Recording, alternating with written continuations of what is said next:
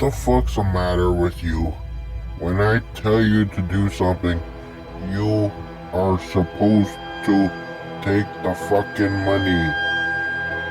Got it? I don't think this is enough to cover my insurance. I'm gonna be straight up. I don't give two shits about you. When I was in Nam and also Korea, I was used Korea? to... Oh, I love Korea. I love their food. And in fact, I think they have a restaurant Boy, in... there are some lines you do not cross.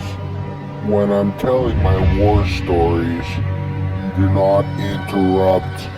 But I was talking about Korean food. I love their chicken balls. I love their fries. I like the fried rice. Suck on this, Santa.